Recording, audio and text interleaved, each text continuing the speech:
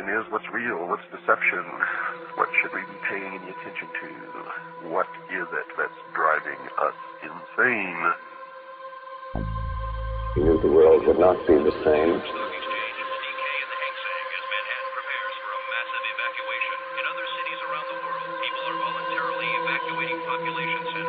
Something happening here. Truth Connections. If you're listening to this, you are the resistance.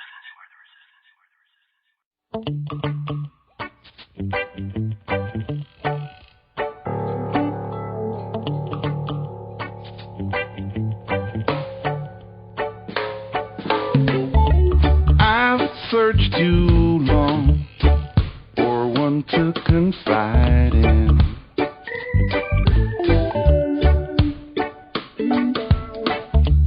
I need no one to help get my side in.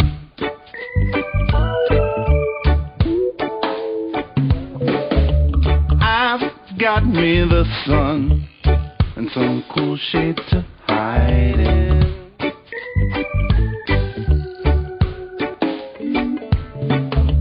There's so much strength, just look from within.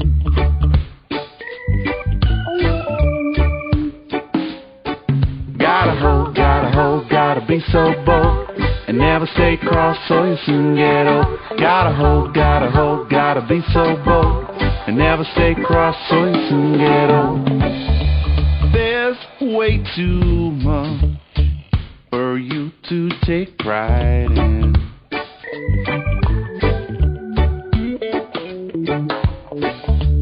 This life's not meant for you to stay fried in.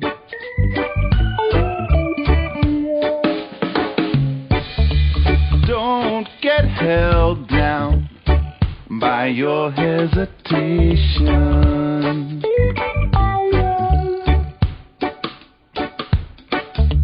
One life has more than a million sensations. Never run unless you're having fun. Work is fine for later in tomorrow's sun. Never run unless you're having fun. Work is fine for later in tomorrow's sun. If you're too tired to smile, your day is done. You heard it before, your life has just begun. If you're too tired to smile, your day is done. You heard it before, your life has just begun.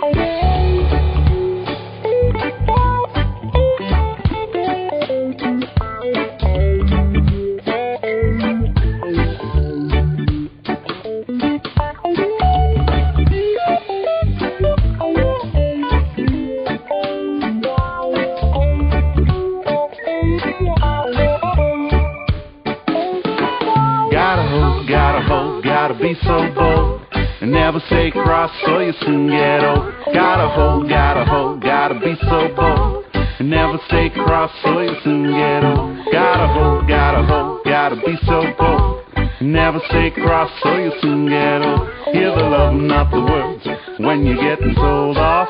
Listen now to the records we sold off.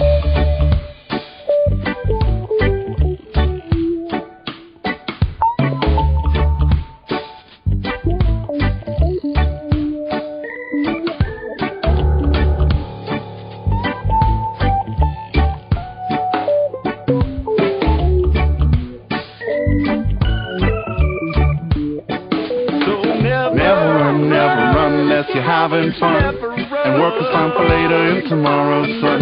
Never run unless you're having fun, and work is fine for later in tomorrow's sun. If you're too tired to smile, your day is done. You heard it before, your life has just begun. If you're too tired to smile, your day is done. You heard it before, your life has just begun. Gotta be so bold. Never stay cross or you soon get old. Hear the love, not the words, when you're getting told off. Listen now to the records we sold off. Good evening. Welcome to Truth Connections Radio, everyone. We're mixing it up this evening, beginning with a little bit of reggae flavor, a song called Tomorrow's Sun, and it's by Moses Child, a friend of the show. Fred Cusinado is featured on it. He's playing the acoustic piano, guitar, bass, and some of the percussion tracks. And the guy who's singing in the band is Gideon. So we appreciate him giving us that new song this evening. I chose it because it has the sun in it. Thought it would be groovy start to the show. Hope you all enjoyed it. Tonight with us is a man that has 30 years of experience researching astrotheology, philosophy, and astrology. He is also a musician, and the reason he is an expert is because he has an uncanny ability to connect the dots between ancient studies, planets, and symbols, and the root meaning of words to paint for us a clear meaning of what it is to truly know thyself in relation to all of these topics.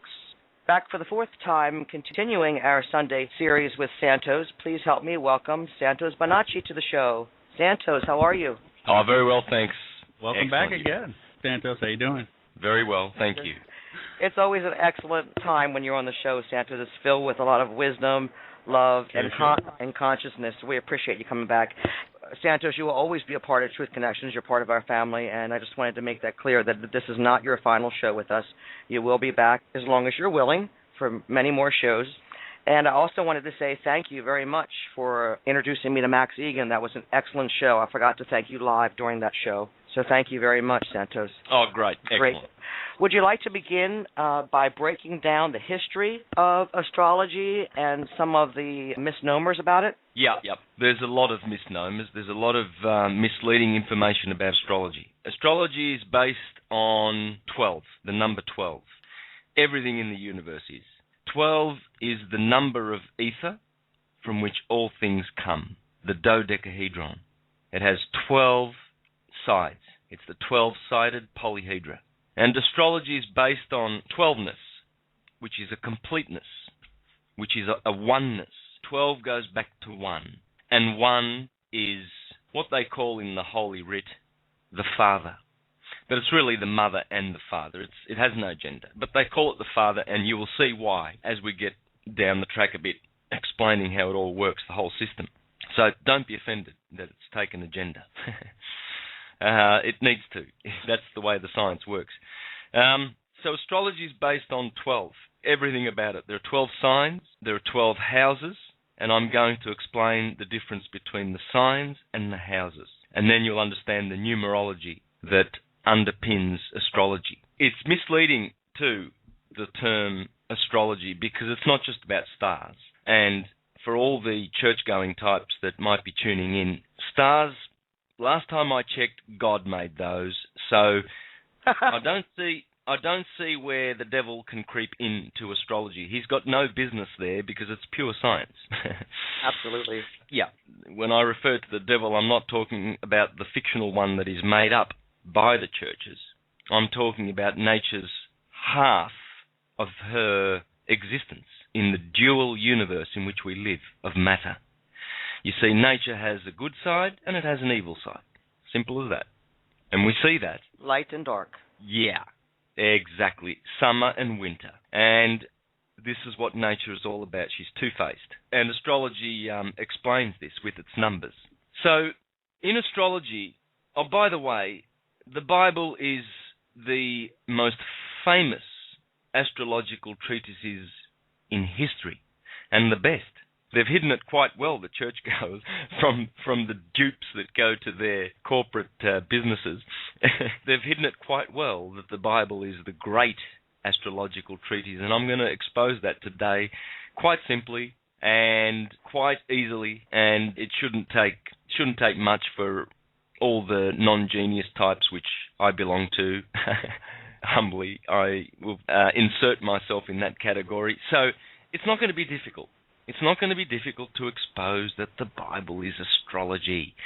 Well, if Jacob didn't have 12 sons and Jesus didn't have 12 disciples and there are 12 pillars in the temple of my God and 12 precious stones on the breastplate of the high priest of Israel, etc., etc. It can go on, but I won't bore the intelligent listeners. This is the oldest astrology teachings, is it not, based on the Western Hermetic astrology? It's all Hermetic. Yep, yes. The Bible is pure Hermes, it's pure astrology, it's numerology, it's biochemistry, and All of these sciences are one under the mother umbrella called astrology. Astrology is the mother of all the other sciences. And I pity the fools who have not recognized this yet in their so shallow and ignorant lives.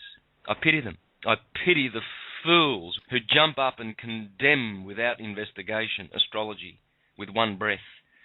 As Einstein said, condemnation without investigation is the height of stupidity. And how many stupid souls are perishing in their ignorance about astrology, the mother of all healing sciences. And this is how it works, you see. By the way, what I'm offering today is syncretism. Syncretism, you could go back to the Grecian Hellenic period, the golden age of the Greeks, when they syncretized all of the sciences. And the Ptolemaic kings of Egypt were foremost in this. Gnostic Christianity was rich. There were the followers of Serapis in Alexandria. Alexandria was producing great Gnostic wisdom, you see. Eventually Rome had to destroy it because you can't have wisdom and empire on the same planet. So this wisdom that I'm sharing with you comes from there, but it's also, it's in the Bible, it's in the Tarot, it's in Kabbalah, it's in everything. And I'm joining them all together because that's how they should be joined. Yes, there has been a lot of consideration in the past and an effort to suppress this by burning texts, destroying churches, destroying, what's the name of that school that you say is still intact today, the Hermetic school that you're involved with? Well, yes. What I'm doing, a good chunk of it, is what's called the true doctrine. It's the true doctrine. Celsus spoke about it in the 2nd century when he condemned the Christians in his book On the True Doctrine. Celsus. Please check him out. Check out that book. Because the true doctrine, and by the way, Thomas Paine, the liberator of America in the War of Independence, of George Washington and those guys, Thomas Paine wrote some books at that time. And you'd want to check out, you'd really, really want to check out The Age of Reason and see what he has to say about the artificial Christian system, the Antichrist, that came after they destroyed astrology and all of the syncretic schools. Now, by the way, I didn't finish that. It's Neoplatonism and it's Hermeticism, and it's just wisdom. It's true wisdom. It's based on nature, as you'll see. Now, the other syncretic movement which was destroyed and shut down was the Renaissance period, with teachers and basically, if you want to, today's show will be based on the work of the Renaissance masters, i.e. Marsilio Ficino, Giovanni Pico della Mirandola, and Giordano Bruno. So they are the three people that I'm going to be basing all the rest of this information on, and the Holy Bible. See, the Holy Bible, it's a bit of a tricky one there. It hides its information quite well. In Genesis, it talks about Adam, and Adam was alone in the Garden of Eden, all by himself when God put him there. And Adam is the atom, the unit, the individual, the oneness, the complete one, and yet he is lonely. Now, why would he be lonely? Well, you see, God saw the need eventually to take one of the ribs of the atom, the electrons, and place it in another atom so that he could have a companion. And this is called ionic bonding. And you see, now you have two atoms, one's a negative ion and one is a positive ion. Adam, the original, he's positive. Eve, whoops, she's slipped into negativity. Oh boy. So all of a sudden now we have two, the number 2 in the Garden of Eden. We started off with Adam, the atom, the unit, who felt so lonely that he needed a companion. So now in the Garden of Eden we find Adam and Eve. And Adam produces Eve with one of his ribs, you see. And Eve happens to be the number even, because now we've evened out the matter. We have 2 in the Garden of Eden, not 1. And 1 is not a number. It's the source of all numbers, according to Pythagoras. So 2 is the first number, and it's the number of duality. So even comes along, or otherwise known as Eve, to even things out in the Garden of Eden. You see, Pythagoras clearly taught that the universe is made by numbers, and it's made by the number 12. But it needs to be explained, otherwise you'll never understand the mystery of 12. Yes. And you'll never understand how 12, the dodecahedron, produces all the forms that you see. See, even is the number 2, and that's duality. That's the world we live in now. We live in that world. We've slipped out of the world of oneness. And Adam is otherwise known as Adun, or Aten in Egypt, from which comes the word Adonai in the Hebrew scriptures. Adonai is the Lord. Adum. So Adam and Eve, they produce a son. And all of a sudden we have 3 people in the Garden of Eden. We have Adam and Eve and Cain, their firstborn son. So now we have a trinity. And that trinity you see everywhere in our ancient theology. Osiris, Isis, and Horus. The Father, the Mother, and the Son. In the Christian teaching, the Father and the Son and the Holy Spirit. Yes. Or the Holy Dove, the feminine one. And this trinity does its work. It's important. And it brings back the odd numbers, you see. So we've got even and odd. But everything is produced from the oneness. Or you could say everything is produced from the 2. That's why Eve is the mother of the world. Because even produces the rest of the numbers.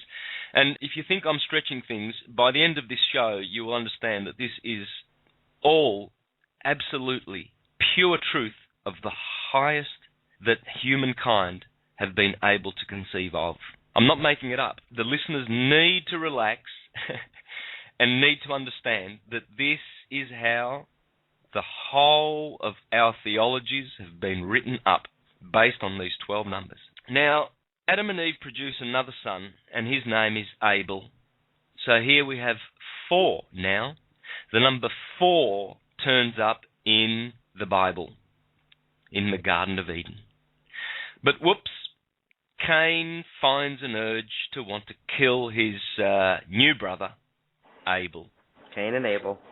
Yeah, and we're back to 3. So something happens at the number 4. All of a sudden, things are not so good. Death enters the realm of life. You see, because the number 4 is the number of death. In Japan, they call this shi, ichi, ni, san, and they've got another word for shi, it's yon, and it's a little softer than shi, because shi means death.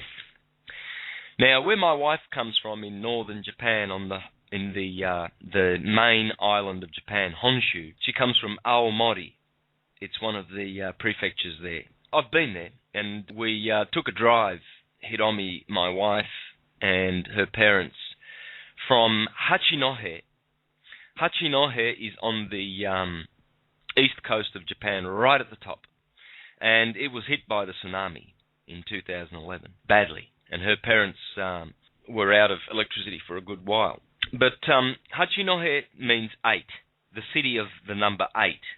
So there is, in that prefecture, there is Ichinohe, Ninohe, Sannohe, and whoops, there's no Yonnohe, or Shinohe, because ain't nobody in Japan is going to live in that town. They avoid the number 4, like we avoid the number 13, because 13 also has the same quality as 4. It's a number of death. Right. And it reverts back to 1. And this is why, by the way, let me finish. We took a drive to directly west of Hachinohe to a lake called Towada. Towadaku Kohen in Japanese, the garden of the lake of Towada, where all the gods dwell in Japan. And in between Hachinohe and Towada, you can verify this on Google Earth, is a town called Here. Sounds like Hebrew. And outside of the town of Here, there is a tomb to Isikiri, otherwise known as Jesus Christ, in the Western languages. And there are 3 of these graves on the planet. There's one in Kashmir and there's one in Jerusalem. And I have a photo of me with my wife's family right beside the cross of Isikiri, outside of the town of Ere. And Ere happens to have the hexagram all over the place, plastered all over it. And they happen to have their own language. And they sing in a very, very Hebrew fashion. Now the number 4, as I said before, reverts back to the number 1. And how does it do that? Well, we have to go back to the king of numbers, Pythagoras, to learn about this mystery. They taught this in the mystery schools. Pythagoras initiated all of his students into this science. The tetractys, meaning basically it's a symbol of the pyramid, an equilateral triangle with 10 dots in it. At the top of the pyramid, and there are 10 numbers, you see, these represent the 10 numbers. And at the top of the pyramid is 1, and then below that is the number 2, and then the number 3, and then the number 4. So you've got Adam, and then below Adam is Adam and Eve, which evens things up a bit. And then to bring back unity and the odd numbers, by the way, odd is add, same thing, which is Adam. Adam is the odd, and Eve is the even. So, and then below those 3 numbers, you have the 4 numbers, Adam and Eve, and Cain and Abel. But this 4 represents death. And the reason being is because if you add 1 and 2, the first 2 portions of this tetractys, you get 3. And then when you add 3, the next portion to 3, you get 6. And then when you add 4 to 6, you get 10. 10 is 1 and 0. 1 and 0 equal 1. So 4 goes back to 1. 5 goes back to 2. 6 goes back to 3. 7 goes back to 1. 8 goes back to 2. 9 goes back to 3. 10 goes back to 1. That's a no-brainer. 11 goes back to 2. That's a no-brainer. And 12 goes back to 3. That's a no-brainer. Now what we have is 4 triads. The first triad is positive. The second triad is negative. The third triad is neutral. And the fourth triad, beginning with the number 10, is transitory. So this is why the Holy Trinity is so important in the true doctrine, in the true theology. So what we have in astrology, now that I've explained how the numbers work and how there are 4 triads in existence, and the universe, as it creates, it goes through these numbers. It goes through the positive triad. First, it's a oneness, and this is represented by Aries, the first sign of the zodiac. Aries is always first because Aries is 1. The motto of Aries is I am. And when you are 1, that is what you say. This is what Jehovah said to Moses out of the burning bush, I am. And it's the motto for Aries, because the burning bush is the cardinal fire of Aries, the first creator. Everything comes from fire. Fire is the element which sits just below ether, which is the dodecahedron, which is the number 12. So 12 produces Aries, the Lamb of God, the first sign of the zodiac. And it corresponds to the tribe of Israel called Gad. Gad is otherwise known as God. And this is why Aries says I am, because it's 1. It's the number 1. It represents 1 in your body, and it starts in your head. Aries is the cerebrum, your head. So whenever you start this journey, you start with your feet on the number 1, and you have 11 sections in front of you that you need to step into in your journey through life. And you always begin with I am. That's Aries in the head. You see, the ancients taught us in the true doctrine that the 12 animals of the zodiac, the 12 signs, are apportioned out in the body. Aries is in the cerebrum, the head. Taurus is also in the lower head and the neck, and corresponds to the cerebellum. These 2 brains are at war with each other. Then they apportioned Gemini, the next sign, to the arms. and the 2 lungs and the breathing faculties. Cancer is the breast. Leo is the heart, of course. That's a no-brainer. Virgo is next. That's the belly and the solar plexus. Libra is the kidneys. Scorpio is the generative organs. Sagittarius, the upper thighs or the hips, and that comes from the word hippo, which means horse. Sagittarius, the hips. Capricorn is the knees, the goat. Aquarius is the shins, and the 2 fish, Pisces, are the 2 feet. Now, the 2 brains in the head, the cerebrum and the cerebellum, Aries is the number 1. That's where the journey begins, with the number 1. So we're going to start our journey, and we're going to cruise through the human body, and we're going to cruise through the signs of the zodiac, and then we're going to see how the houses of the zodiac correspond with not just these, but every other correspondence in existence, including the numbers 1 through 12. Great. And the tarot and Kabbalah and everything else. Every other system fits into this system, bar none. All sciences are one. This is how nature speaks to us. This is the mind. You see, from the source, from the ether, is produced the mind of God, the demiurge. Etherical. Yeah.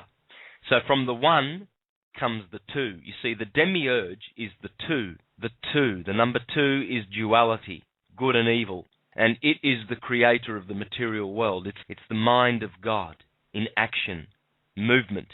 And it produces the world soul, out of which our souls are produced. And these are eternal. The bodies that we take on, these are mortal. If we neglect the holy science, the science of biochemistry, and the science of the 12 mineral salts, then we have no choice but to die. But if we pay attention to that science and apply it, then we can continue in bodily forms forever. Because it is a science, it's the holy science, the true it's holy pure science. Right. Right. Yep, it's pure science. So we begin in the Garden of Eden, which is the cerebrum, the Father in heaven. You see, because the human organism stands erect, and the heaved up place is Aries, the cerebrum, the heaved up heaven. And when you decipher the meaning of cerebrum, comes from 2 Latin words, wax and neutral, the neutral wax. Interesting. Yeah, it's the first system of the 12 systems of the body, including the skeletal system, the muscular system, etc. The cerebrospinal system is the first in embryology, which corresponds to Aries, and the cell salt of potassium phosphate, the highest vibrating of the cell salts.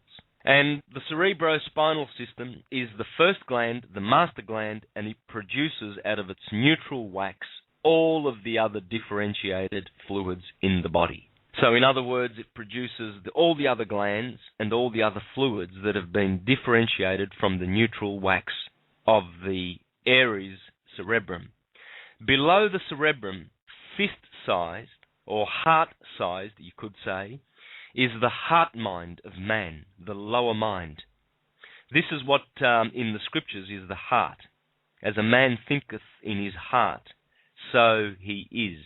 And it's the lower brain, the cerebellum. Bellum comes from the Latin word war, bellicose, fighting, to be against.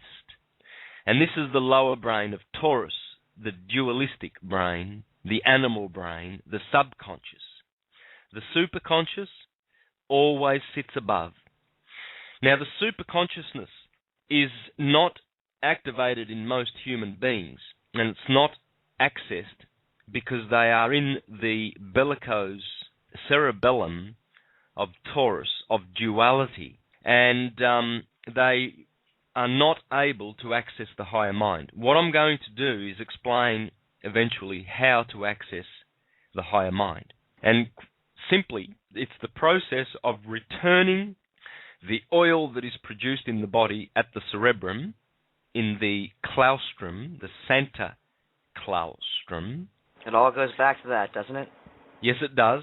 And that oil needs to be returned to the optic thalamus because it descends from there, from the third ventricle of the brain.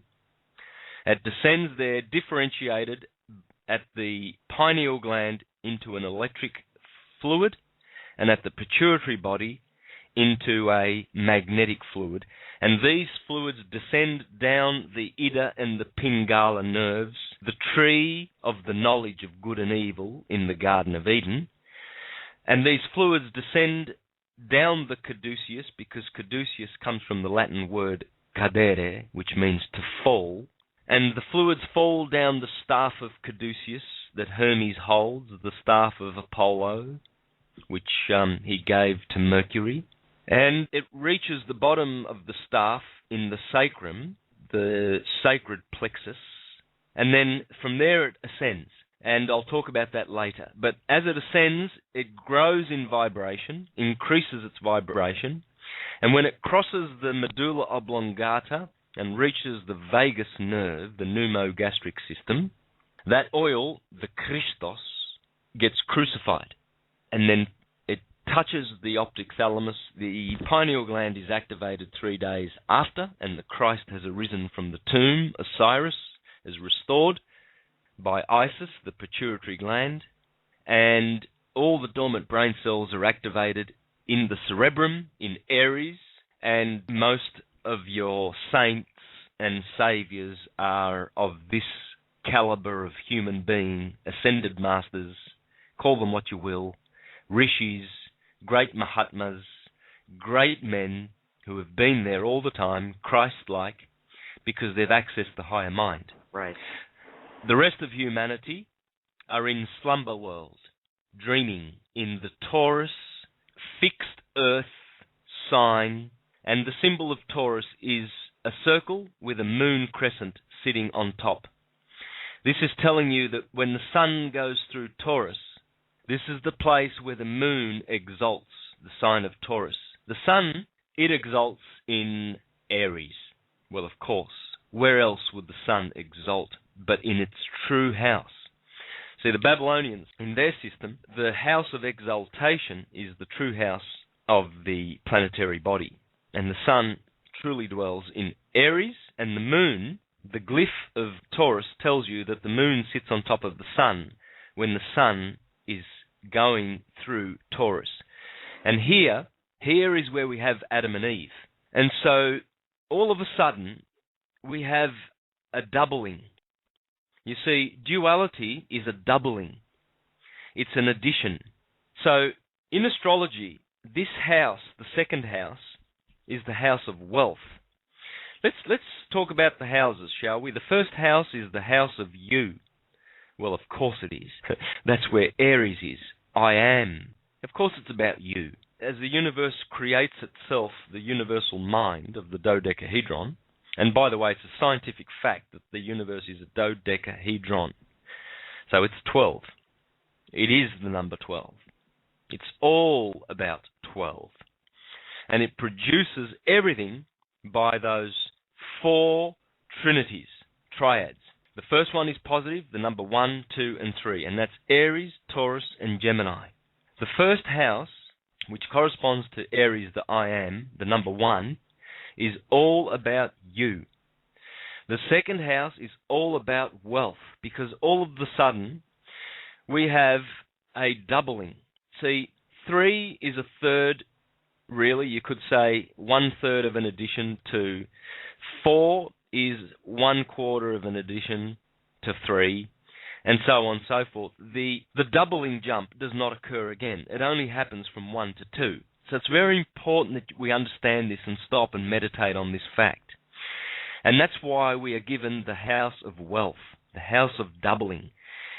If in your birth chart you have favorable aspects in this house, you will be rich in many, many things. But mostly you will have a lot of material things, and material things will come your way quite easily. And it's easy. It's so easy to see this in the birth chart of the native.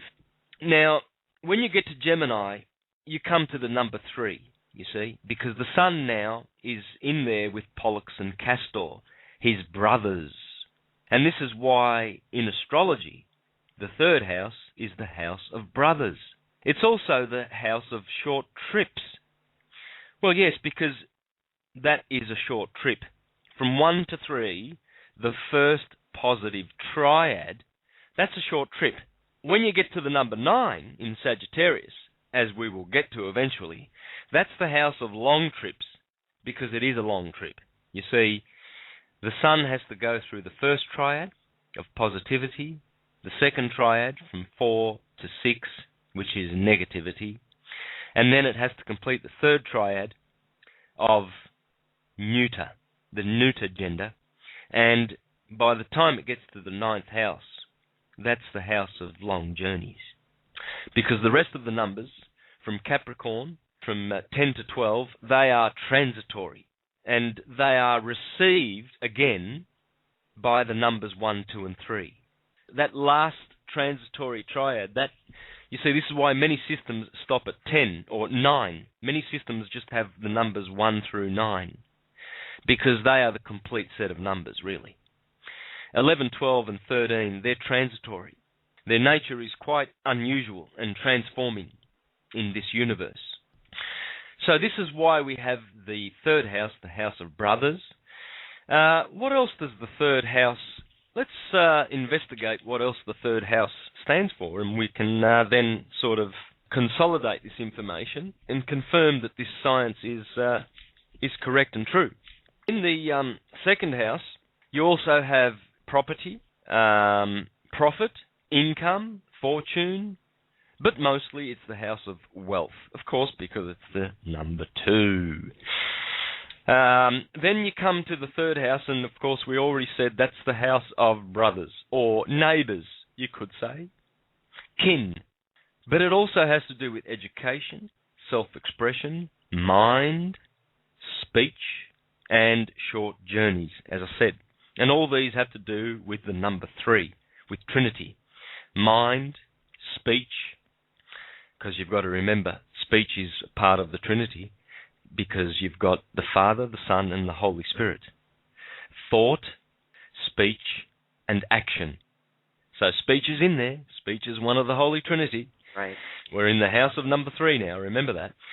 Okay, so we come to the number 4. Cain, though, he kills Abel, and Abel comes from the Hebrew word Hevel, Hevel.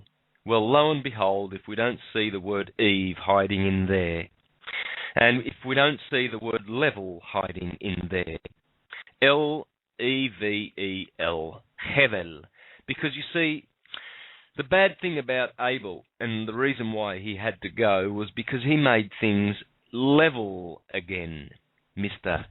Hevel in the Garden of Eden. So he was replaced by Seth. Seth comes along, and Seth is Set, and Set is the number 4. And the number 4 is negative. It's pretending to be the number 1, because 1 is positive, remember. But he's negative. That's why Horus, number 1, is always fighting with his brother Set. And on the horizon, Horus is the sun at the hour. Hour comes from the word Horus. He's the sun coming up in the east. And then when the sun sets in the west, that is his brother Set warring against his brother. Because, you see, the number 1 is the positive sun, and the number 4 is the negative sun, the sun in its negative aspect. And that's why Set in the mythologies is always, it's Jesus and Satan, put it that way. Jesus is the number 1, and he's not going to be outdone by Satan, his brother, the number 4, Set. Set comes from Satan, by the way, and it also comes from Saturn. Now, and that's why Saturn is the planet of death, because 4 is death. Remember the Japanese word shi for 4. And that's why in the 4th house you have 4 numbers now, and that's a square, and that is a house. And that's why the 4th sign of the zodiac, or the 4th house is the house of the home, and parents and fathers and property. The the square property. And also, Cancer is also the motherly home mother who likes to, the crab likes to draw in her little family, in her home, you see. So that's the number 4. Then we come to Leo, and this is the house of pleasure. Well, why would the pentagram, pent meaning 5, we're at the number 5 now. Why would 5 bring joy to the world? I wonder why. You see, Phi is related to Phi, or the golden ratio. How so? Because the pentagram and the pentagon, these have got the golden ratio 1.618 written all over them. It's written all over it. And now I won't go into that because most of your intelligent listeners know this. And, it's a little bit superfluous. But if you don't know it, please look at the pentagon, the pentagram, and please understand that it is proportioned to the golden ratio 1.618, which produces, if you put a pentagon in a circle, it will touch the circle at 5 places, which produces intervals of 72 degrees. 72 is another one of these numbers. Christ in the book of Luke sent out his 12, and he also sent out his 72, because the sun, when it hits this angle of 72, this is an angle of joy in astrology. A 90-degree aspect, this is an angle of sorrow. You see, when the planets are aspected well, for instance, in trines and sextiles, which are 120 degrees and 60 degrees and 72 degrees, these are angles of joy. And this is why there are 5 spaces of 72 in the circle. And this is why the 5th house of astrology is pleasure and children and buona fortuna, good fortune, joy, love affairs, sport, gifts, gambling, banquets, clothes, because of the number 5. Beautiful. And the ability that the number 5 has. It produces joy. 4 does not. There's death there. There's the home. There's stuff, fathers and property. It's a different dynamic. And so in our DNA too, the hydrogen bonds of our DNA strands there are 2 kinds. There are pentagonals and hexagonals, the next number, the number 6. Now, the number 6 has gone back to even, which means it's a number of division. And division is not really respected in this science. It's evil. Remember, it's even. It goes back to evil, our mother, the dualistic mother of matter.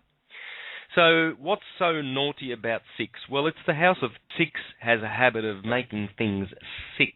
I don't need to say much more about that one. It's a no-brainer. Domestic chores, work, mala fortuna, bad luck, defects of the body, infirmities, illness, all sorts of bad stuff. Corresponds with Virgo, corresponds with the solar plexus, Bethlehem, Delilah, Samson and Delilah. Delilah betrays Samson, the sun. So all sorts of sick things happen in that house.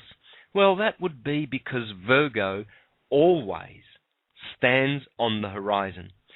Because the first 6 signs of the zodiac, from Aries through to Virgo, always stand above the horizon, no matter where you live. Doesn't matter where you live. Doesn't matter whether you're in the northern or the southern hemisphere. Always, Aries occupies the slot from 6 a.m. to 8 a.m. Every day, he symbolically occupies that slot. Taurus occupies 8 to 10, Gemini 10 to 12, Cancer 12 to 2, Leo, the lion, of course, occupies the hottest part of the day, 2 to 4, and there is Delilah, which means the doorway of darkness between 4 and 6, every day, symbolizing the dusk, symbolizing the evening, because evening comes from Eve. because she evens out the day. And that is Virgo, the sign of Virgo. And this is why she levels out the day, because that's where level happens.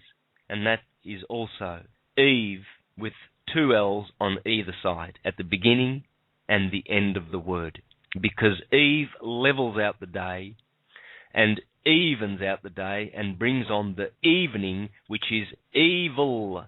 Darkness is associated with evil. And Eve, the number 2, is the first evil entity that turned up in the universe.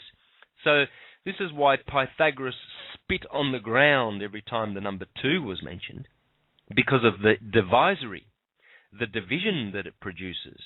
But in astrology, it is also a good sign because it brings wealth and it adds and brings addition. This is absolutely the universal science. This is how the universe is mind. As Hermes says, Pymander, and it's one of the 7 Hermetic principles in the Kybalion, universe is mind. And when we can understand how the mind makes, it starts with the number 1.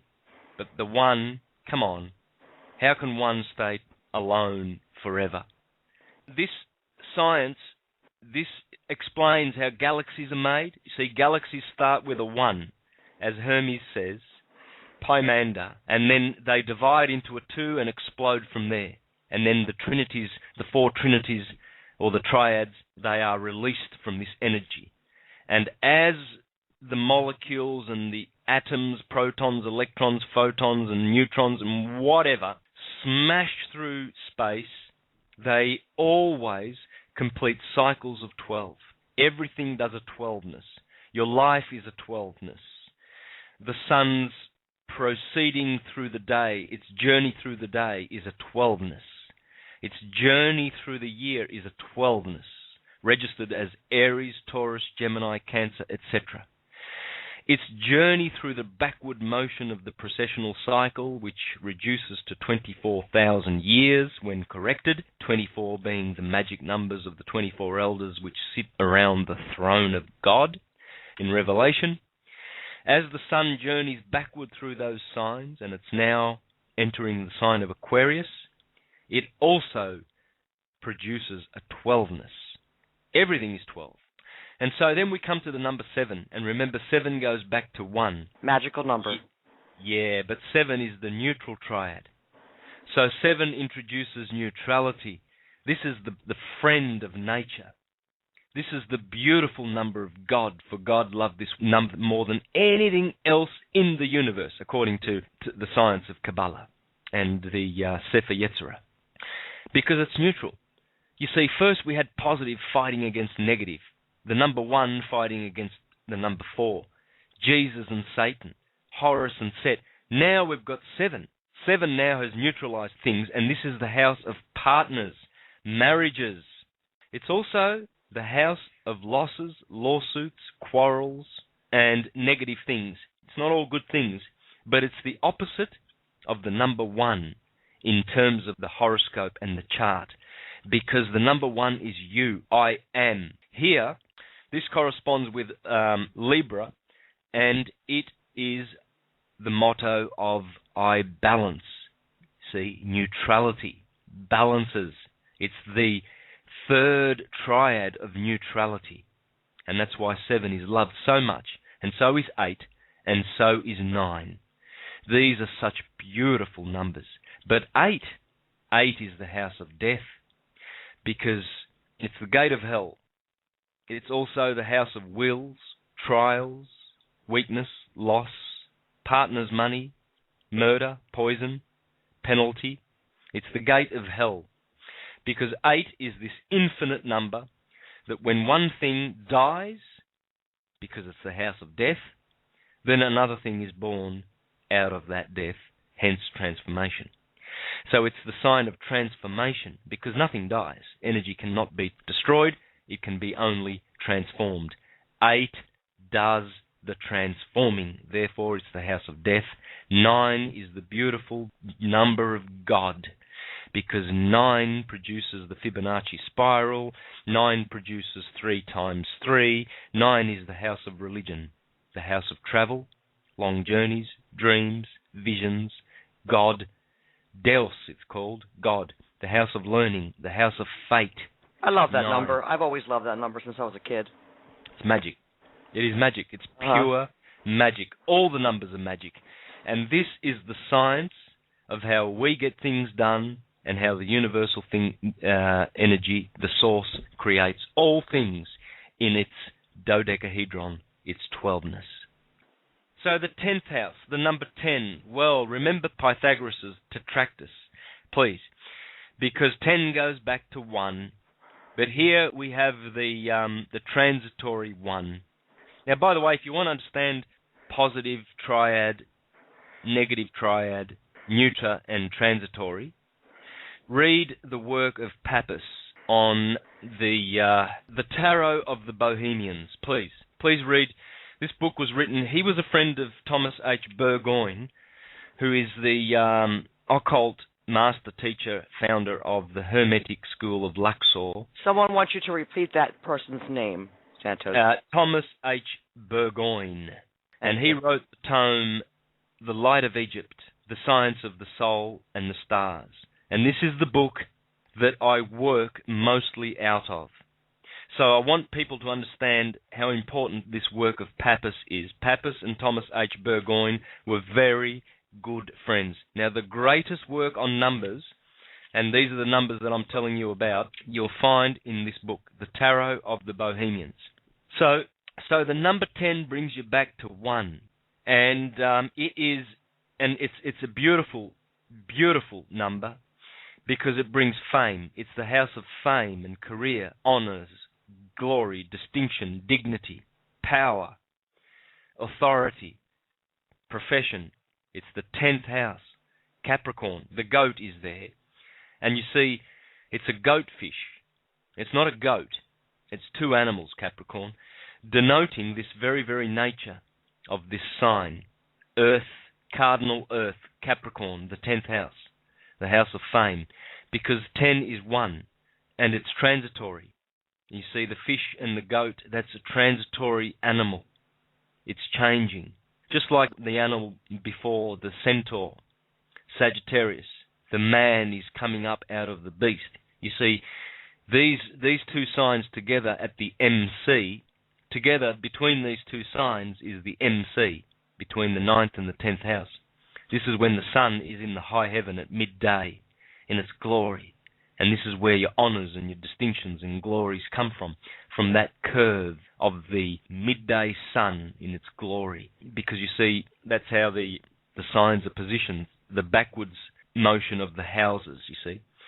They start with the first house on the ascendant. In other words, when you're born, the sign that is coming up on the ascendant, that's the first house. And whatever planets are there, they are in the first house, you see. So they will affect your first house, your individuality. So how does this curve of the 10th house affect human beings? Well, it gives us the number 10. It gives us oneness again. It brings us back to the core, to the oneness of who we are. It brings us our fame and our glory and our distinction. You see, and the goat is there to denote this. The goat Capricorn is, you see, it's the skeletal structure in biochemistry. In alchemy, you see, each one of the signs rules one of the 12 systems. Aries rules the cerebrospinal system.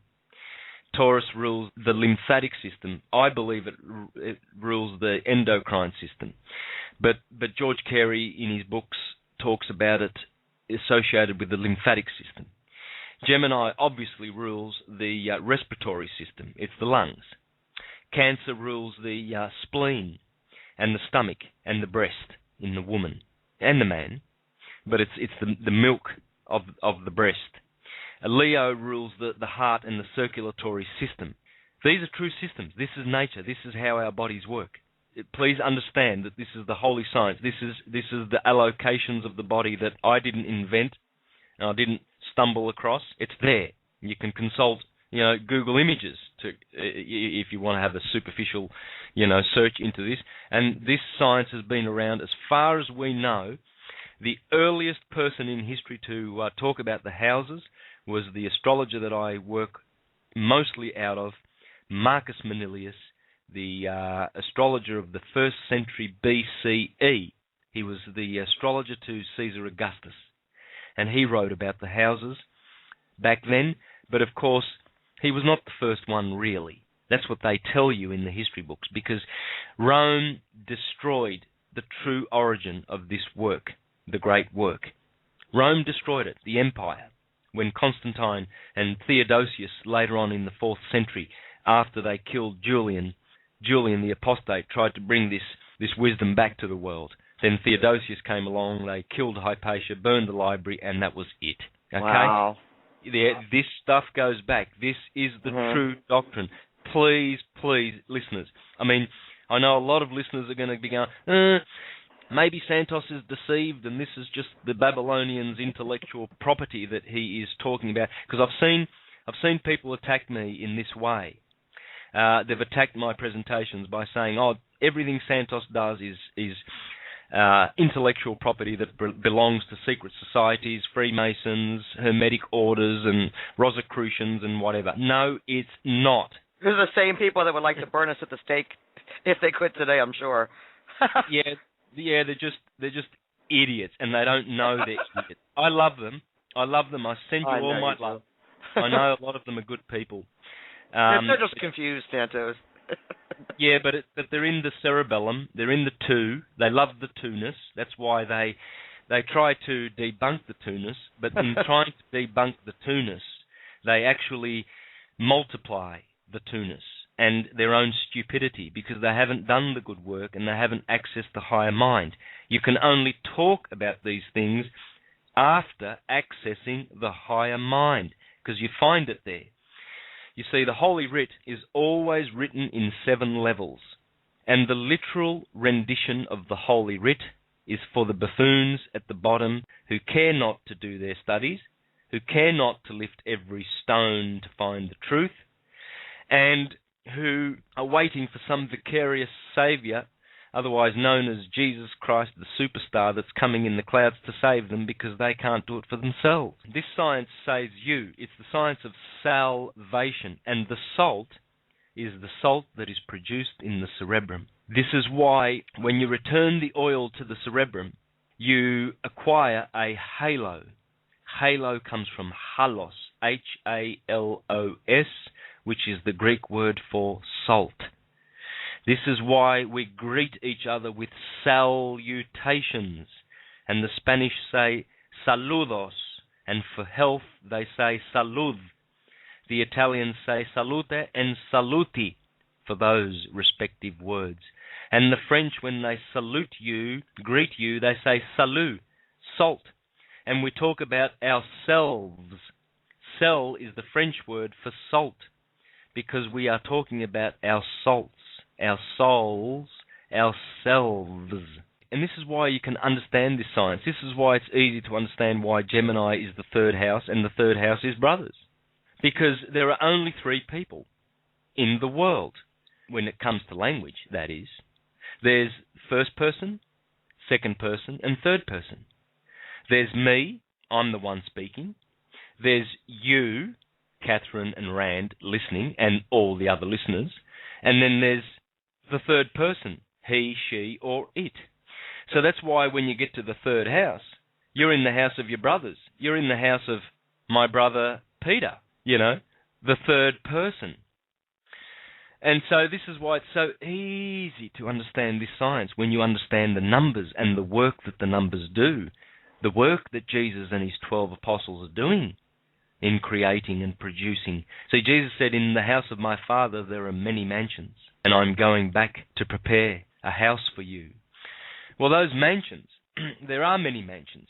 There's many dimensions that come from these 12, you see.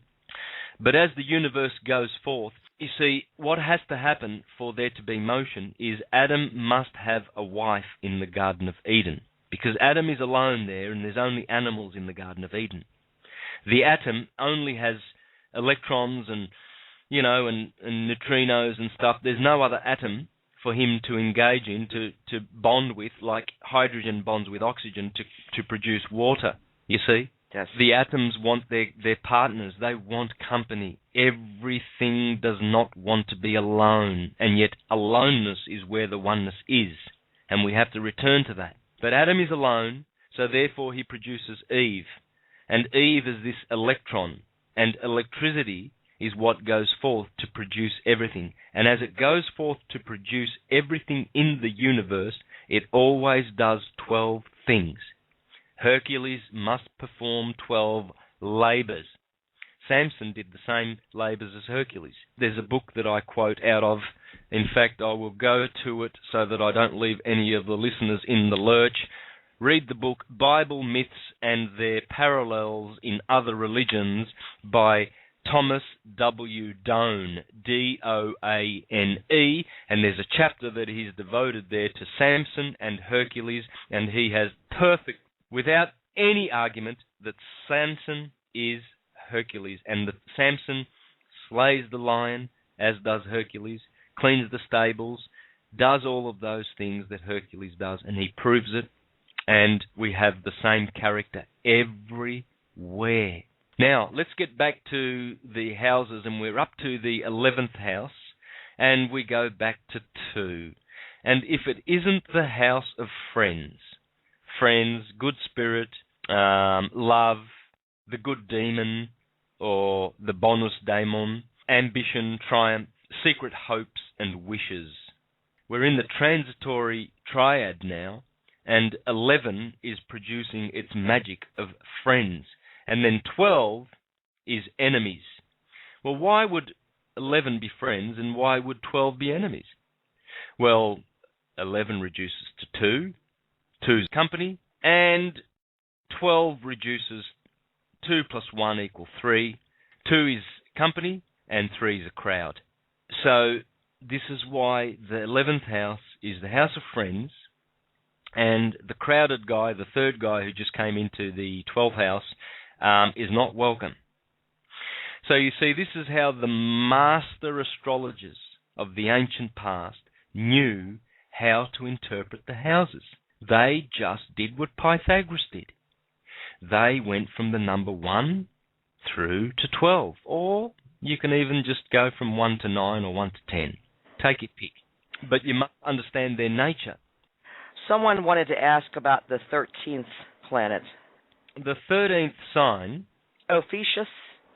Ophiuchus certainly, and Orion. Orion will have his arm in the zodiac. Ophiuchus has his foot in about, I think it's 15 to 17 degrees of the ecliptic.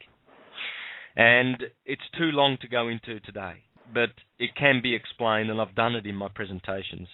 But 13 is 3 plus 1, which is 4, which 4, as we've learnt already, reduces to 1.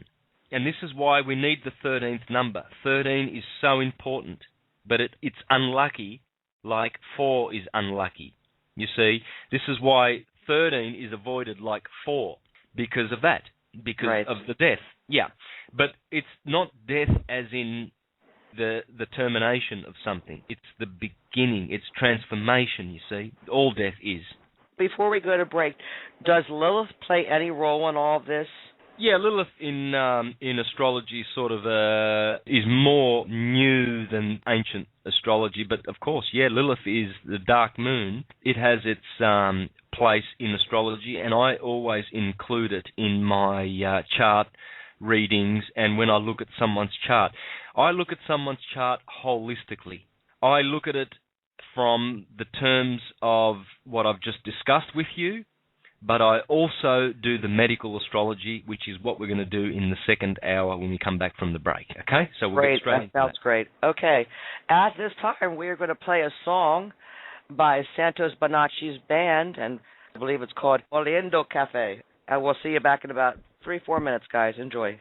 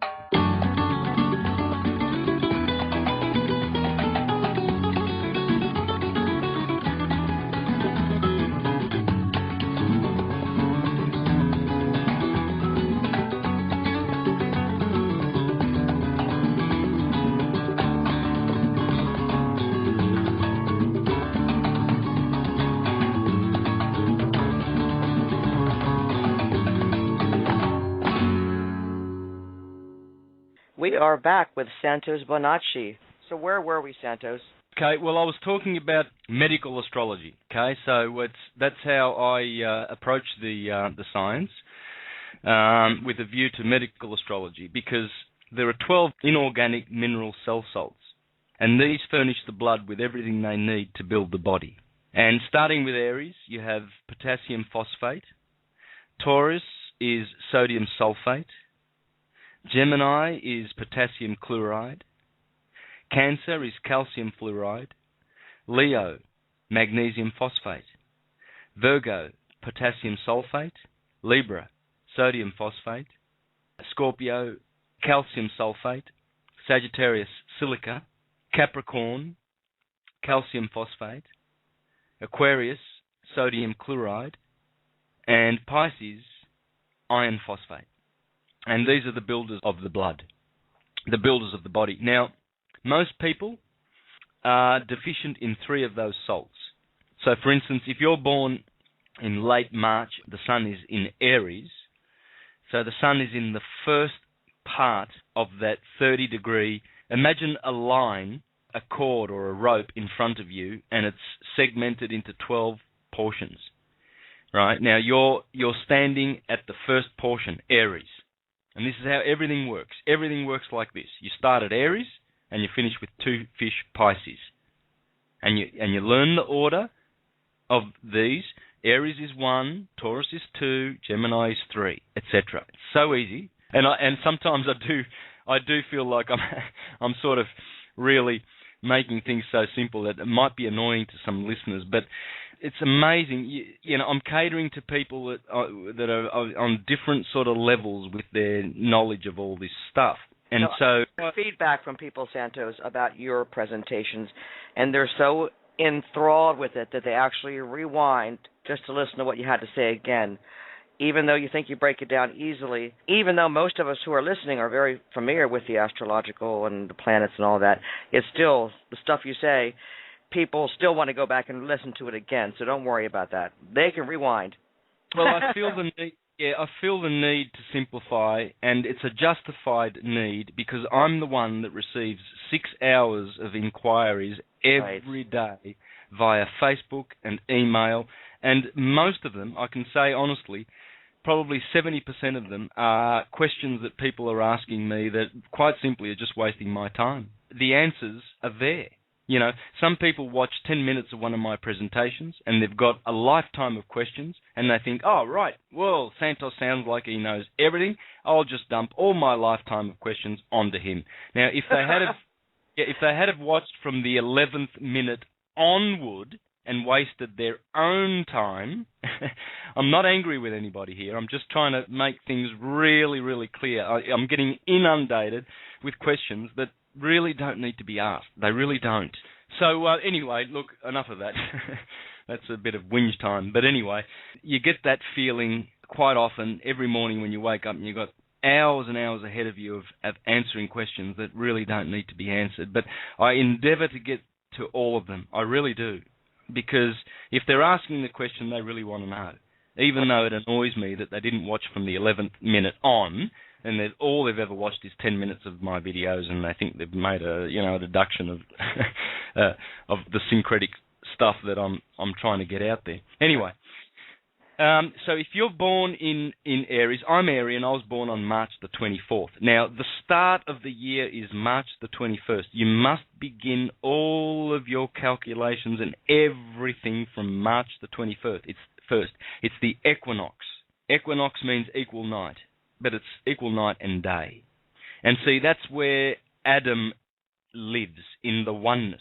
He is the number one. That's Adam. It's the cerebrum. It's one. It's the I am. And that's where the dawn happens every day. Dawn is just an anagram for Adam. If you put the A in front of the D, you get Adun, out of the word dawn, the dawning of the new day.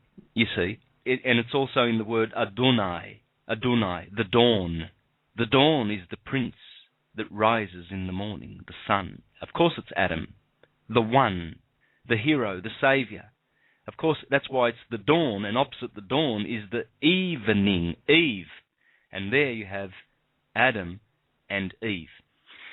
And so these people will be deficient in potassium phosphate, which takes care of the cerebrospinal system because it's the highest of it has the highest vibration. Potassium phosphate goes straight to the cerebrum and the nervous system.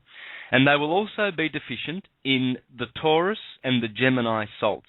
Taurus is sodium sulfate and Gemini is potassium chloride. And so Arians need to take these, but they also need to look at other aspects of their chart. Remember that we said that Aries is the head, the cerebrum, Taurus, the cerebellum, Gemini, the arms. Well, let's have a look at someone's birth chart and let's find, for instance, Saturn in the sign of Gemini. That's not going to be good for the respiratory system because Gemini rules the respiratory system, and especially if Saturn is badly aspected. In other words, he's got an aspect with another planet, like, say, for instance, let's pick Mars, because Mars is also a malefic. So Mars in, Virgo, and Saturn is in Gemini, the third house, the respiratory system. That person's going to need a hell of a lot of potassium chloride. It's amazing. It's amazing how they coincide with body parts. It is amazing. It sends shivers up your spine. Just look at the names of the month, for instance. March. March is the first sign. It's associated with Aries, the first sign, but it's also associated with the last sign, Pisces, because it begins, or the first part of March is in the last part of Pisces. So Pisces, the feet, what do you do with the feet? You march with your feet, Pisces. When you come to Sagittarius, Sagittarius rules the hips. Sagittarius is a hippo, a horse. When it comes to the knees, Capricorn rules the knees, and you have kneecaps, caps, Capricorn. Mm-hmm. Pisces, the feet. In Italian, that's pesci. In Italian, the feet are piedi, pesci, piedi. When it comes to Leo, why do we always have traditions of the lion and the hart? Why are the lion and the hart always associated with each other in everything you can do? You can go to kindergartens and you'll have children just doing, sketches of a lion, and then all of a sudden, and then there'll be a heart in the same picture. These associations are immortal, eternal archetypes. There will never be a lion that is not associated with a heart anywhere you go in the universe. Because Leo is that fifth sign, the pentagram, the lion, the joy, the bliss of the curve. It's a curve. It's a vibration. And the fifth part, Leo, that's where summer happens. That's where the best part of the day is, from 2 to 4. It's the best part of the body. It's the heart. It's the passionate, the warming heart of the body. It's the center of the body. You see, it's the heart chakra. So this is why you have traditions of, Richard the Lionheart. And what does Richard mean?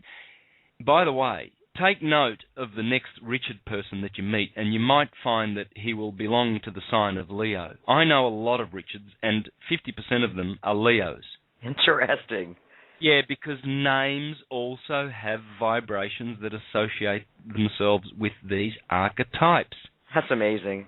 My son is David, and my brother is David, and they are both Librans. David is Saturn. Saturn exalts in Libra. My name is Santos. It means the sun. The sun exalts in Aries. I'm Arian. You will find, you're Elizabeth. Hone in on this, and you'll find that they will correspond to their signs. Here's one that will just nail it for you. Freddie Mercury, Virgoan. Great. Yeah. Ruled by Mercury. That's not his real name. He was born in Zanzibar or hang on, where was he born? He was born in Africa, Zimbabwe, I think. Anyway, he turns up, his parents immigrated to the UK, and he's got this Indian name. His mother's Indian, clearly. And he changes his name to Freddie Mercury, a Virgoan, ruled by Mercury. I mean, names resonate. people look at names, and you will see that this is a fact. Your name resonates with your sun sign. It cannot otherwise. And everything does. Everything applies to this rule of 12. Now what you do is, if Saturn is badly aspected in Gemini, I know for sure that I need to say to that person, take potassium chloride. It's good for the lungs. It's good for the breath and everything. And George Carey, in his book about the zodiac salts, explains why this does, because he was a biochemist.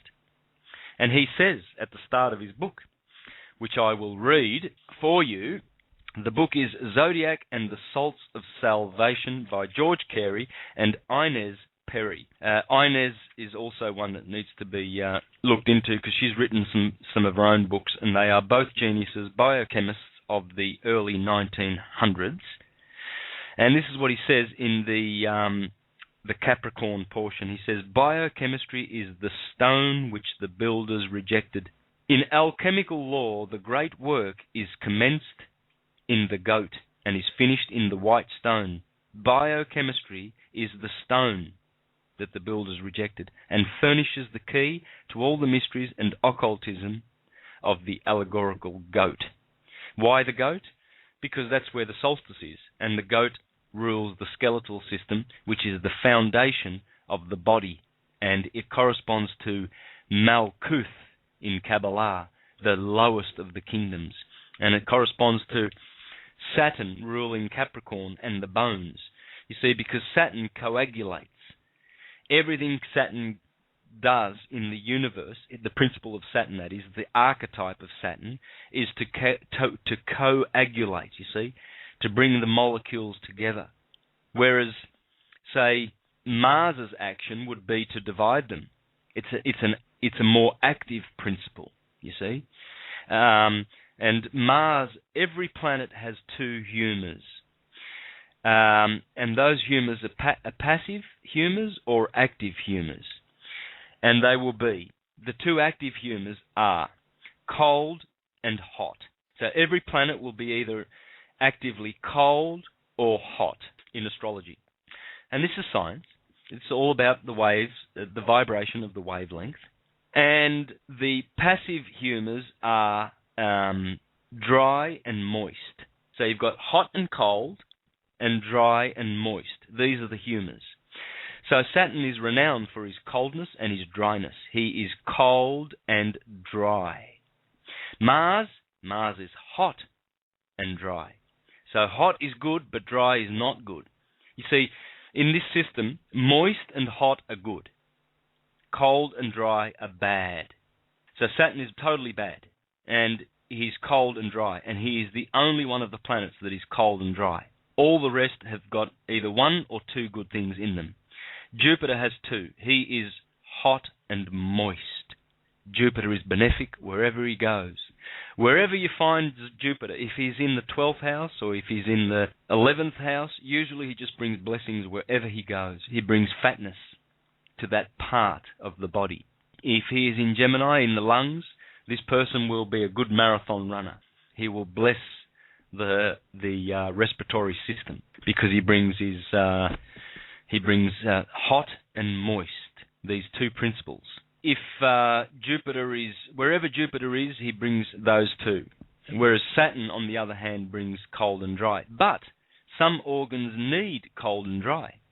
They need a little bit of that cold and dry. So Saturn is good in some houses and bad in others, you see. But usually where you find Saturn, you'll find destruction. And he always brings bad omens to the houses, you see. If he is badly aspected in the 6th house, for instance, we've already discussed that the 6th house is the house of illness. That person will have illnesses. Now, I have Saturn in the 6th house, badly aspected. He's opposed to, in my chart, Saturn is badly aspected to Neptune in Scorpio. 90 degrees, it's a square. I've felt that in my life. I've felt that debilitation, but I've always been healthy. I've never had a problem in my life. I've had one headache, and a little bit of croup when I was a little boy. My mother had to have that treated, croup. But apart from that, one headache, and I've never had anything wrong. I don't know what arthritis is. I don't know what diabetes, mental disorders, depression. I don't know what these things are. In other words, I don't know them by experience. So I have ruled my stars, you could say. Because if you don't rule your stars, and the famous saying is, a wise man rules his stars. If you don't do this, they will take you over. They will rule you by default. And this is what we have. We have human beings who are actually human beasts, trapped in the lower mind, which is the cerebellum, and they are at war with their own higher minds. They are at war with their own higher nature. And they reject the higher nature. They call that God, but it's really their higher nature. In the churches, they call that God, and outside of the churches, they deny it because they have not accessed the right brain, which is the brain of intuition, the feminine brain. And intuition is connected to the source directly, whereas the left brain is disconnected from the source. But it is logic and reason oriented and based, and it works with those principles. So it calculates everything and does all these things called technology, mobile phones, cell phones, smartphones. Very clever, but kind of negative side effect is you get brain cancer, and many people are getting it because it's absolutely destructive and venomous technology. That stuff all comes from the left brain, because mankind has not learned how to access the right brain yet, and hence, we've got technology industries like the military-industrial complex just making machines so that they can go out and test them on human beings and have a perpetual state of war to feed that machine. And so this is the world that is denying the higher brain, the higher mind, and the way to access the higher mind is to practice this science of salvation, the science of the salt, and knowing that the salt is produced in the cerebrum. It is differentiated in every other gland in the body, unfortunately, because of our fall from the original Aries state of Aries basically represents the golden age. The golden age is from Aries to Gemini, the first positive triad. The sun exalts in Aries, and that's gold. The moon, which is silver, exalts in Taurus, and that's the silver age. And then Mercury is the ruler of Gemini, and Mercury is quicksilver, and quicksilver happens to mean living silver. It is the life of the nervous system. It's the fluid that runs the nervous system. It's one of the 4 rivers that come out of the Garden of Eden, which is Aries, the cerebrum. And those rivers are the nervous fluids, the nerve fluids, the blood, the urine, and the saliva, the Euphrates, the Pishon, the Gihon, and the Hiddekel. And so this is why the golden age is in Aries. It corresponds to the springtime in March, the blossom. So the year begins with the blossom, the sperm of the sun. The sun electrically has impregnated the earth. And so the earth produces its fruit, starting with the number 1 in Aries at the blossom. And then Taurus brings the leafy part of the bud, because the bulb is the bull, which is Taurus, which is the bulb of the fruit, which is the springtime, and which is bulb comes from the same root as the word bull, and it's the root of the Yggdrasil tree, which is your body. You see, your body is an upside-down tree called Yggdrasil in the Teutonic Scandinavian system. And the roots are in the bulb of Taurus, the bulb. And those nerves that come from that area at the medulla oblongata and the pons and the midbrain and the 12 cranial nerves and everything like that, and in particular, 2 of the 12 cranial nerves are, in fact, the pneumogastric nerves, the vagus nerve And the vagus nerve is the vagrant nerve because it wanders through the body and it feeds the spleen, all the vital organs, the heart, the lungs. That's why it's called the pneumogastric system. And it is, in fact, the tree of life in the Garden of Eden. And if you eat from the fruit of that tree, in other words, if you waste the oils that belong to that system in sexual acts, in overdrinking, overeating, secreting those fluids, getting rid of them for no purpose at all other than pleasure or some vice, overindulgence, somehow, we are sinning. And that oil is not returning. And that is when the moon is where in your chart? Every month when the moon transits your sun sign, in my case Aries, that is when the psychophysical germ is planted in the solar plexus.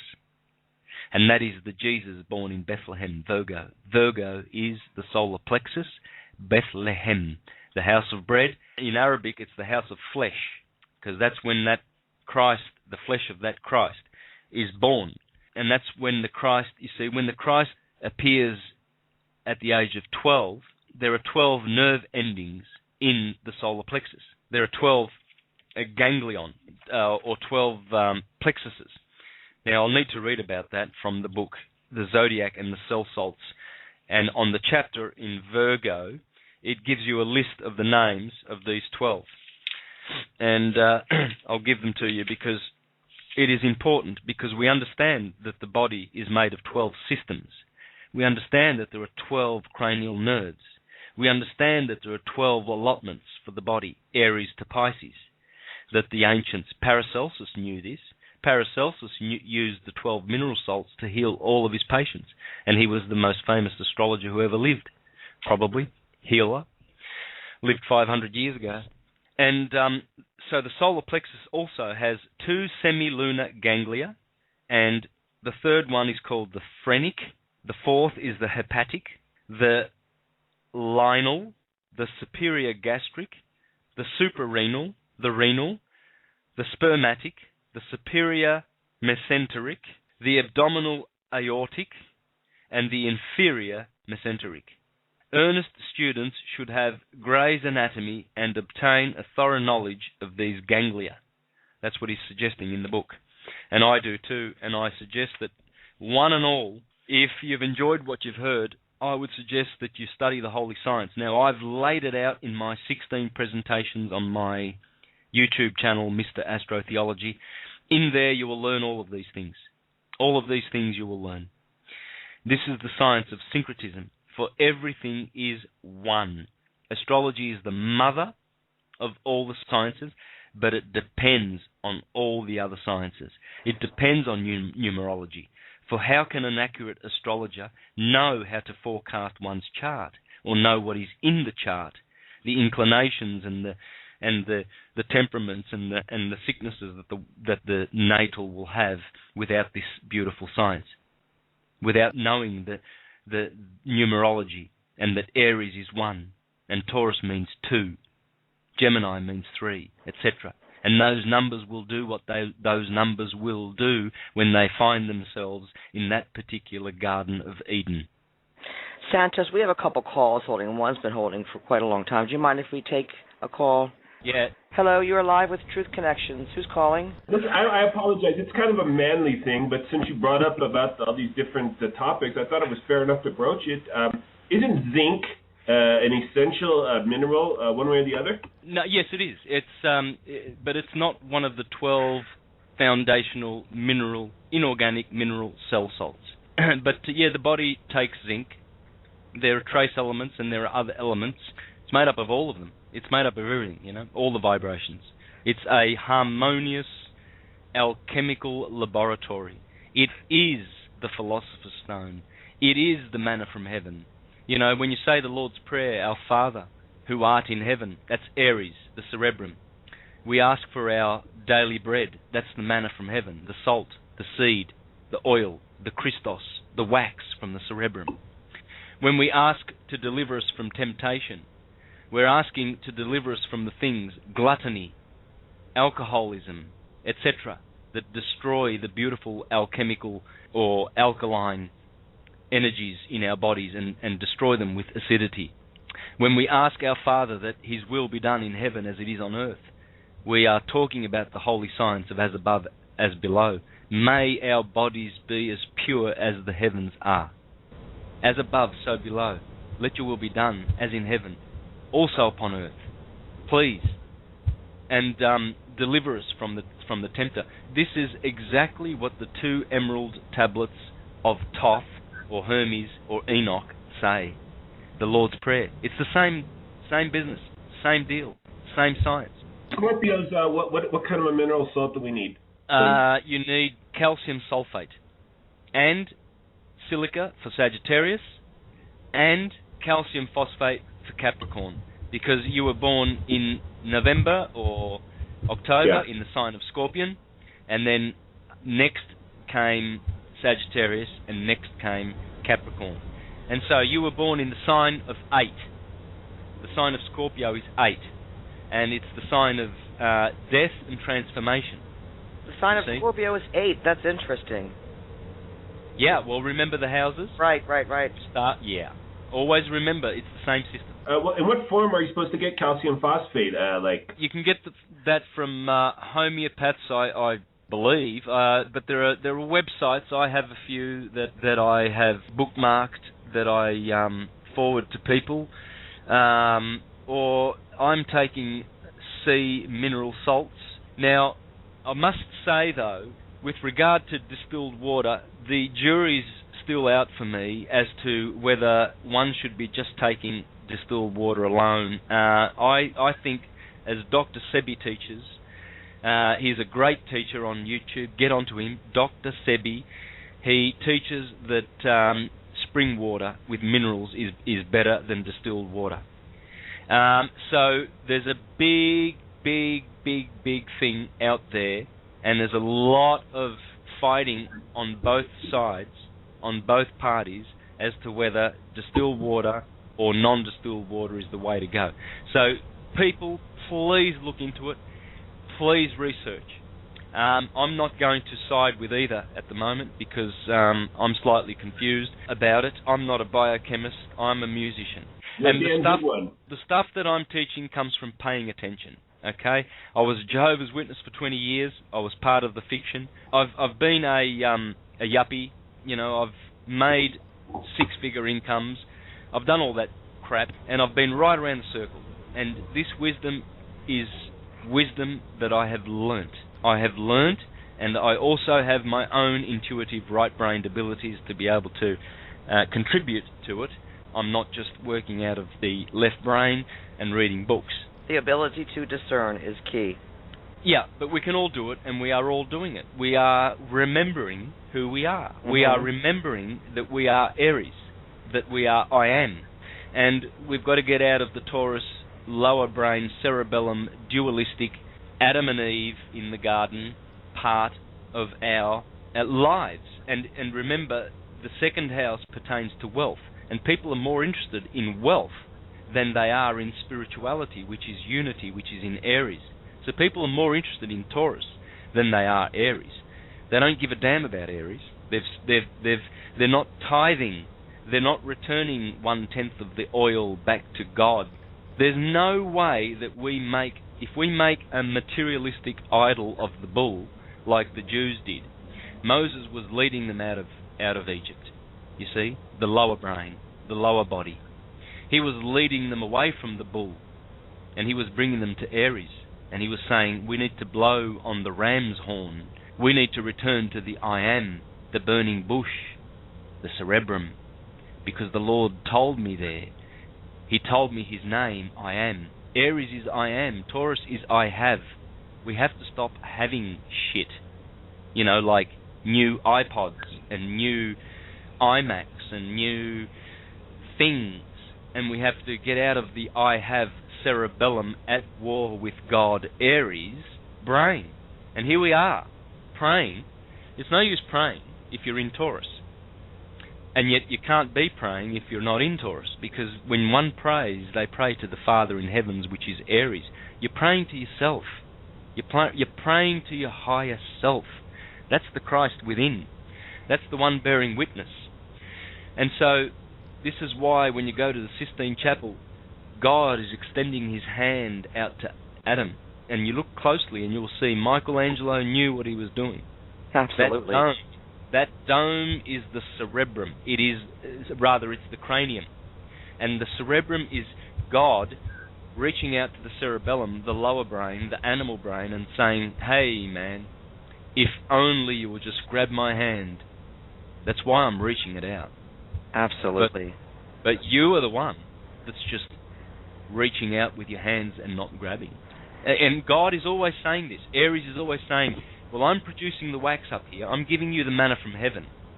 But rather than going down and killing the Philistines and the Jebusites and the Amorites and the Canaanites, all these parasites, rather than killing the lower nature, you're going down to Egypt to partake of the lower nature. You're going down to the land of Canaan, the Canaanite, the Canine. You see, the Canine begins in Gemini, Canis Major and Canis Minor, two of the deacons of Gemini. Anything below that, you see, that's where the canine animalistic nature comes from. We are supposed to destroy the Canaanites. In other words, the lower passions. The blood cells, who are the children of Israel passing through the Red Sea, they are supposed to be purified.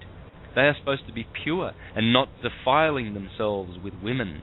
They are supposed to be virgins, and they're not. They're participating and partaking of gluttony, sexual fornication, and that is the chief fornicators on the planet are churchgoers, because they think they're good.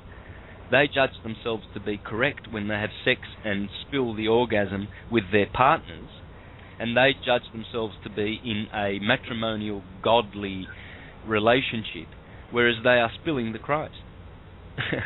And that's what the Bible says when it says you children are fornicators, because you're not returning any of your oil. We're not keeping your bodily juices, and this is why people get old and grow old and get wrinkly and die. They just want 10%, man. It's not asking too much, right?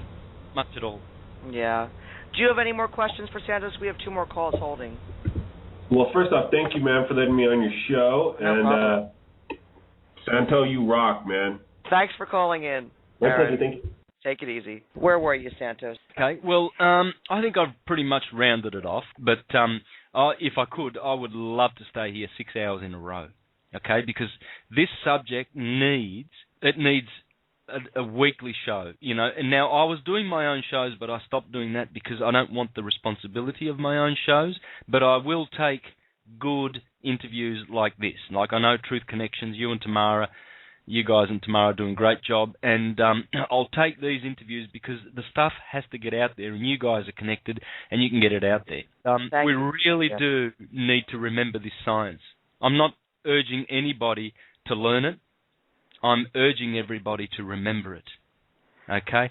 There's a big difference, and remember it because you are this science. This is us. This is the universe. This is how it works. It's always been there. It's hiding in plain sight. I'm just pointing to it where it is and showing what it is. I'm just saying, well, there it is. Look at that. And it's there. It's right there where I'm pointing. Nowhere else. Just right there where I'm pointing. So I'm not trying to be a smarty pants, know-it-all, genius, and I'm just trying to help all of our brothers. I love everyone. And we all love everyone. What we don't like is the personality, the lower ego getting in the way, you see? Yes, absolutely. And this is where wars begin. They start in families. Wars start in families because we have forgotten to love the one that we are. And instead we're loving the two, the divided that we are. You see, Jupiter has a habit of dividing souls. In fact, he boasts that he is the divider of souls. He says, as they come in from Saturn, my father Kronos, into his realm of flesh and time, Kronos means time, I will divide their souls so that they can be forever longing for their soulmates. And this is how the Hermetic science works. Thomas H. Burgoyne in The Light of Egypt explains that we are reunited with our soulmates rarely on this plane. Those who have been blessed. Others will have to wait till they inherit the 4th chakra above the 7 that we are dwelling in that belong to Saturn, or Lucifer. You see, Lucifer means bearer of light.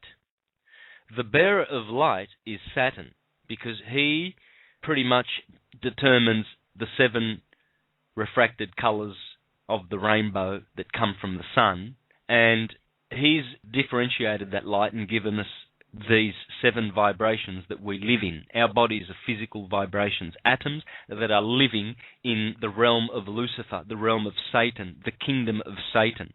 And Satan has blinded the minds of the unbelievers, the scripture says. Yes, because they are thinking and existing only on this fleshly plane, and they don't understand that their souls must pass through this plane. This is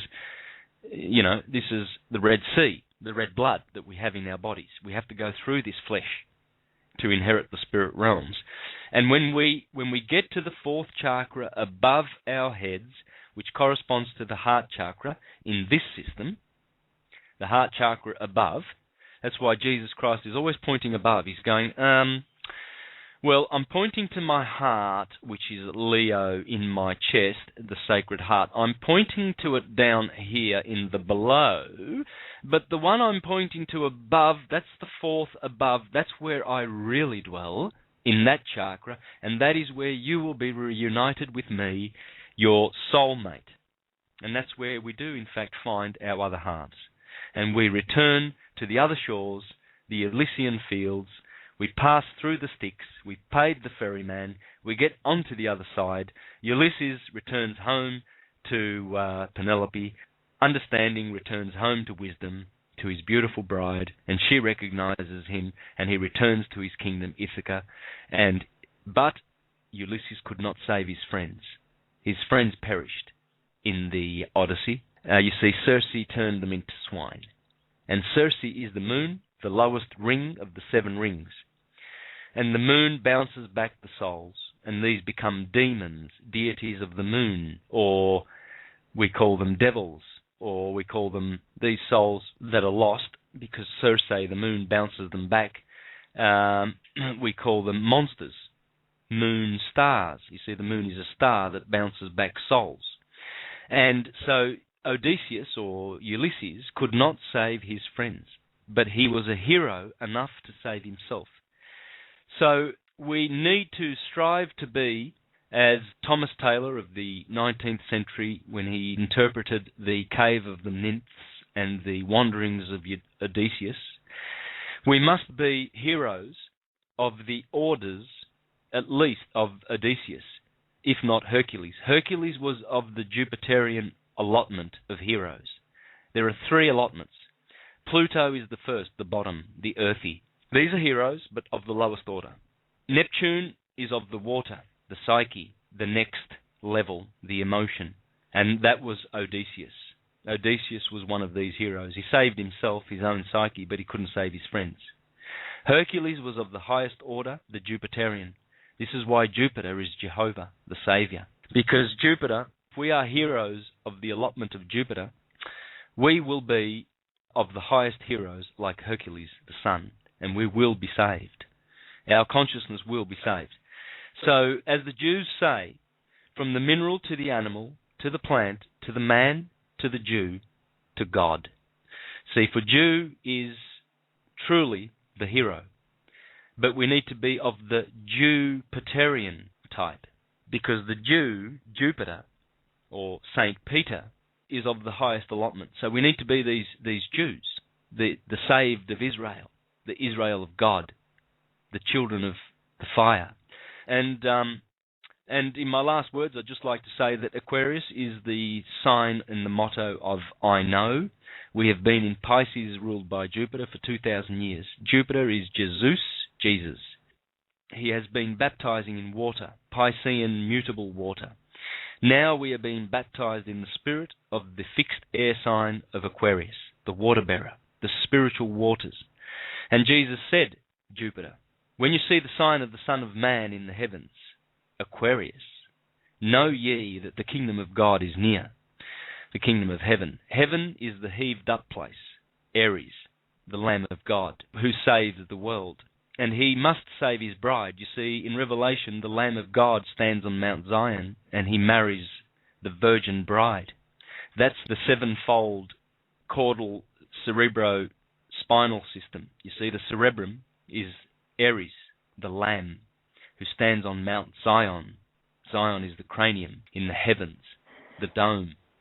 And that lamb marries its virgin bride. The virgin bride is the restored nervous system, which is the soul in man, and which makes the temple of Solomon, the soul of man.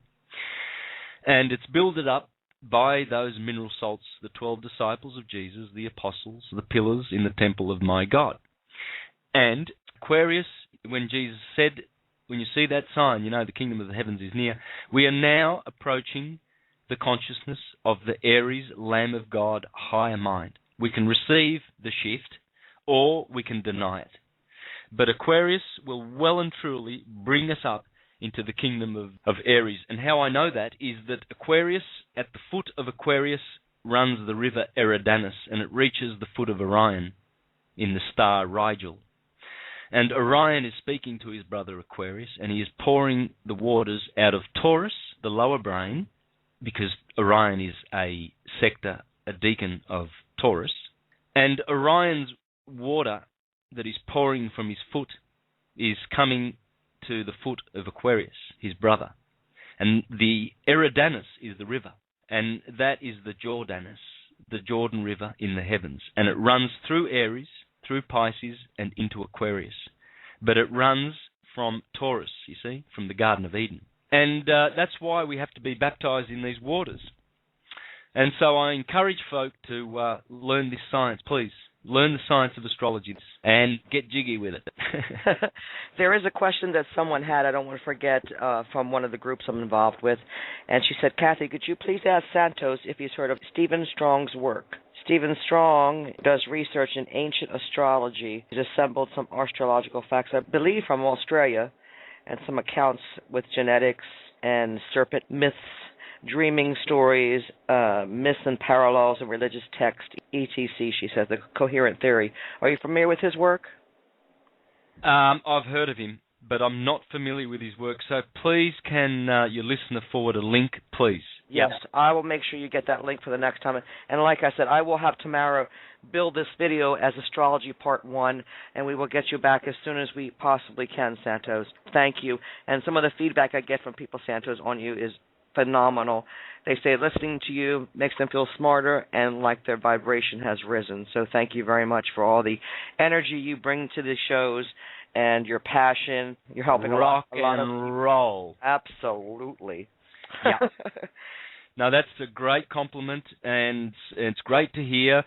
Let's all be the beneficiaries of this beautiful wisdom that's pouring through from Aquarius. Absolutely.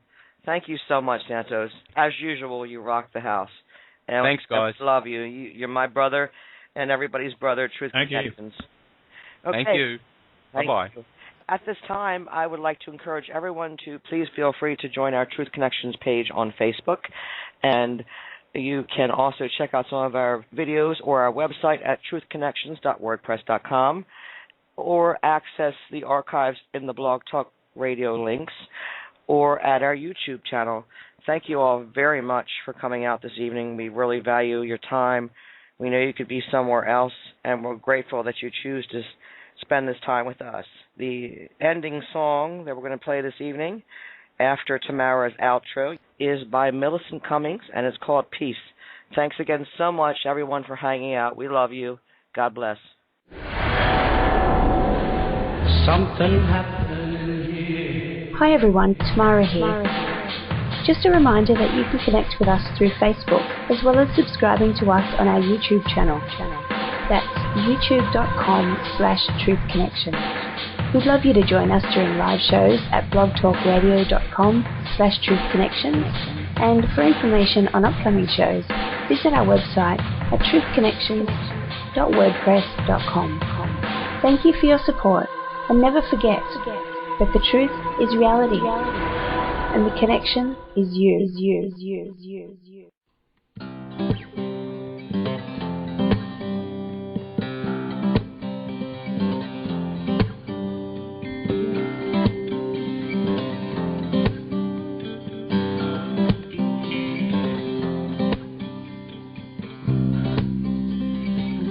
so many people feeling so good. There's only one thing I can think of to do. To keep my own center and to be my own happiness. To be one less angry person on this planet.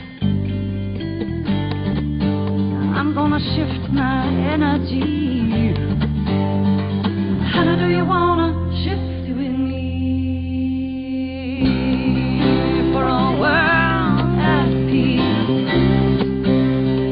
peace with the world. For all families to be happy. Every single boy and girl. For all wealth to be recognized as just a